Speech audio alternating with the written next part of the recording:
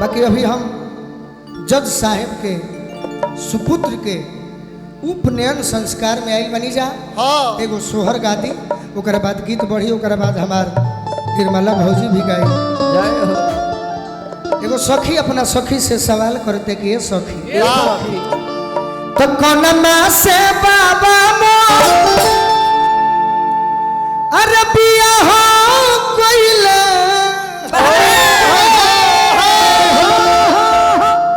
अरे कौनमा से विदा कोइले हो ए ए ए ए ला ला ला ए ला ला ना कौनमा से अरे सुतली से जरिया तो का भई अतहिया मोर भारी भइली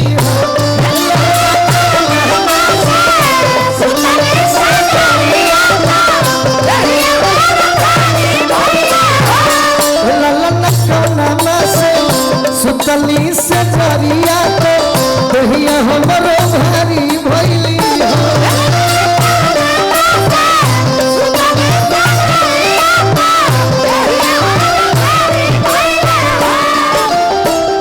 कौनमा से बाबा मोर बियाह कइले कौनमा से विदा कइले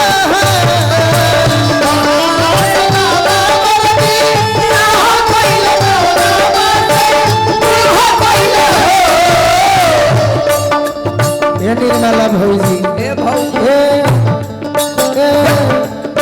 ए ला ला ना ला ला ना ला ला ना कौनमा से सुतली से जरिया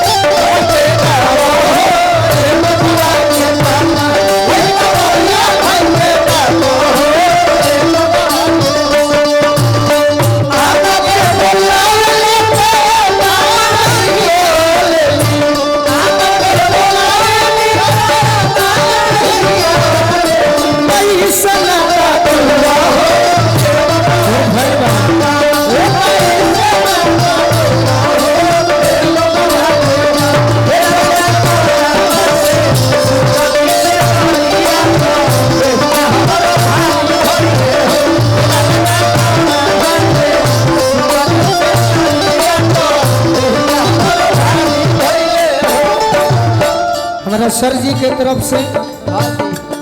जेकरा माध्यम से यह मंच पर मान सम्मान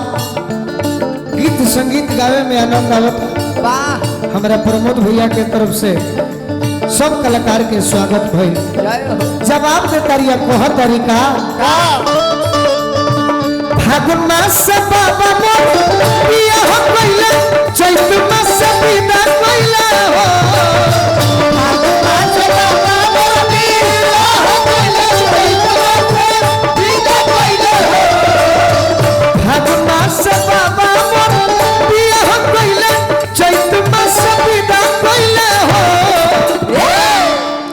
फागुन मासे बाबा मोर